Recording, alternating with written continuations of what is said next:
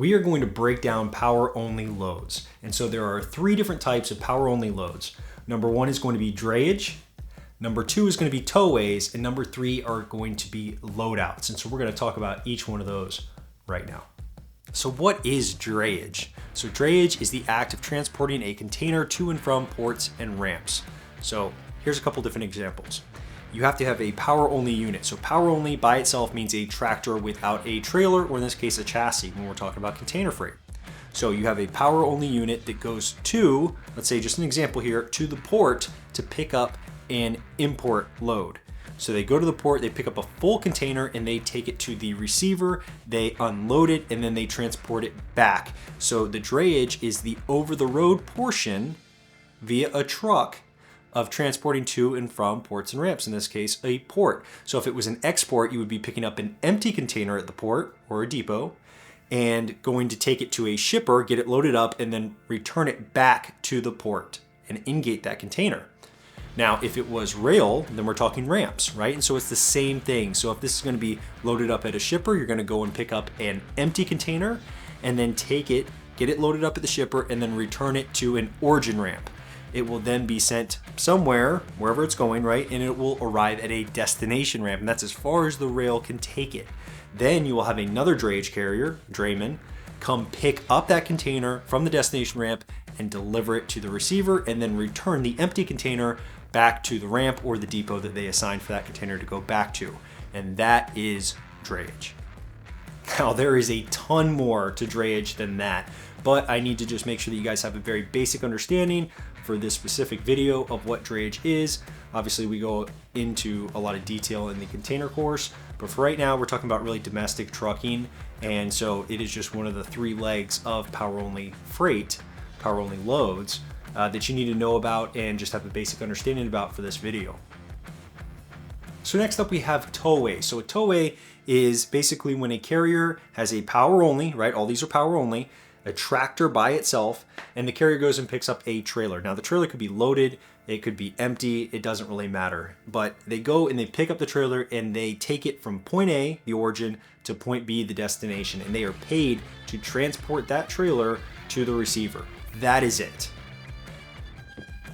And so finally we have loadout trailers, and loadout trailers are a little bit different.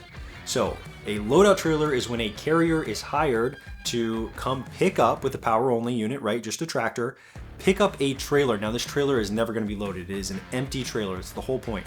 They need to pick up that trailer and they need to deliver it to their customer, okay? The destination where this is eventually going to be dropped off at.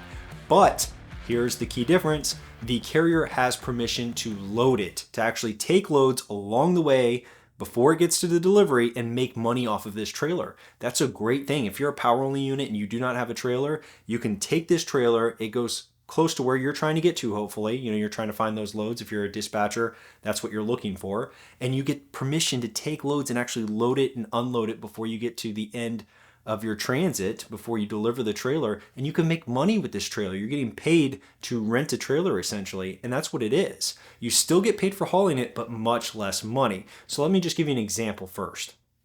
All right, so here's an example of an available loadout.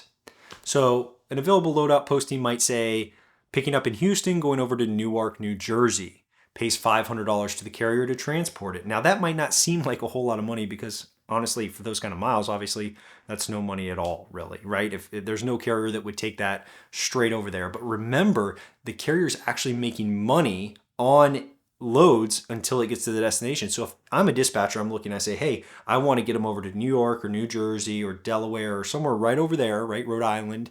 And I find a load or a trailer that I can use to take loads along the way. And I'm getting paid $500, and maybe I find a load that goes right up there. I can actually make maybe $3,000 going up that way. Yeah, this makes sense now. I'm going to get the $3,000. I get an extra $500 for taking the trailer. I don't have to pay to rent a trailer. This is a win-win situation because obviously the customer is winning on it. They're only paying $500 to transport it. So there are other stipulations to this though. So there are things that the carrier is not allowed to do and things that the carrier has to do.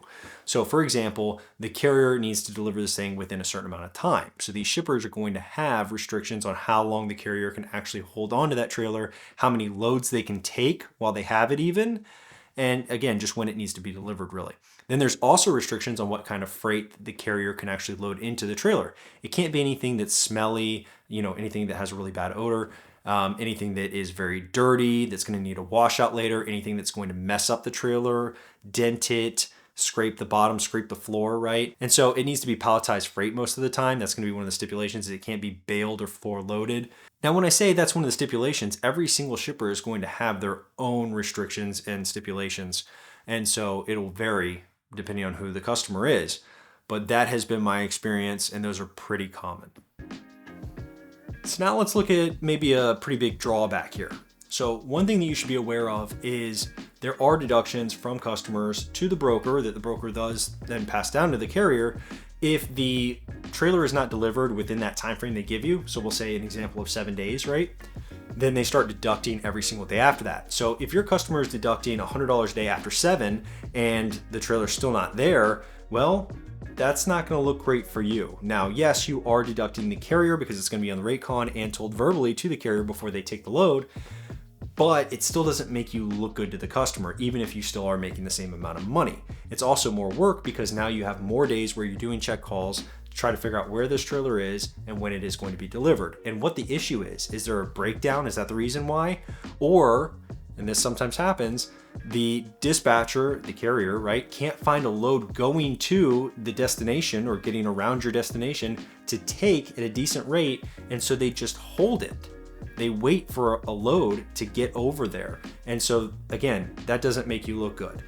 Another thing that could happen is if they hold that trailer long enough, eventually your rate's going to go to zero. So if you were making $500 and they were 3 days late, then you're going to be billing your customer $200, and you're going to be paying the carrier probably nothing if you were paying them only $300 to begin with. It just depends on where your rate is. But yeah, after a certain amount of time, especially if they keep it even longer than that, there's just not going to be any money left after the deductions to the carrier or to your customer, from your customer rather, for you to make any money and the carrier to make any money. Which brings me to the last one here. If the carrier is making more than $100 a day using the trailer, then it's worth it to them to keep it. This is a huge flaw in loadouts. If the carrier is making more than you're deducting, it's worth it for them to keep it. And finally, you are going to need a separate type of insurance to run these loads. You're going to need something called trailer interchange insurance or non-owned trailer insurance. So you already know that you need cargo and auto liability insurance typically for the customer to say, hey, yes, this carrier can pick up this load because they have check on the auto liability and check 100,000 typically on cargo. This is different. So if you want the trailer itself to be covered, then you need non-owned trailer insurance or trailer interchange insurance. And so this is going to cover the physical damages that can occur to a trailer. If somebody runs a forklift through the side, it's covered if you have that insurance. And so that insurance is going to need to be equal to the value of the trailer. So if a customer says, hey, the trailer is going to be worth $60,000, then you need to make sure that the carrier has an insurance policy of non-owned trailer insurance or trailer interchange insurance that is $60,000 or greater per occurrence. Very important, okay? And so you may have thought that cargo insurance would cover the trailer since the trailer is kind of listed as the cargo on the BOL, seeing as it is the thing being transported. It is the goods. And that does make sense. It definitely makes sense to me. But in reality, it's just not the case. And so it really just depends on each insurance policy as well. But here's the thing. Pretty clear cut. If you load that trailer with cargo, because it's a loadout, right? If we're talking about loadouts, then all of a sudden that cargo insurance is definitely going to only cover the cargo inside of the trailer. And so trailer interchange and non-owned trailer is specifically for the trailer, and you shouldn't try to play around with it. So I would definitely advise you, for any carrier that you get to take a trailer, you need to make sure that they have non-owned trailer or trailer interchange insurance. Now, it's not going to be up to you. The customer is not going to release that trailer to a carrier that doesn't have that proper insurance. But the last thing you want to do is send them a carrier that doesn't have the proper insurance, and now it just looks like you don't know what you're doing. Now, another thing I'll add is that type of insurance policy also protects against theft, which is huge. It also protects against explosions and fire and vandalism and any other kind of physical damage that happens to the trailer while in transit. And seeing as you're hiring a carrier that does not own the trailer because they're picking up the trailer for you, they don't already have that coverage on the trailer. They don't own it. So it's really, really important to have.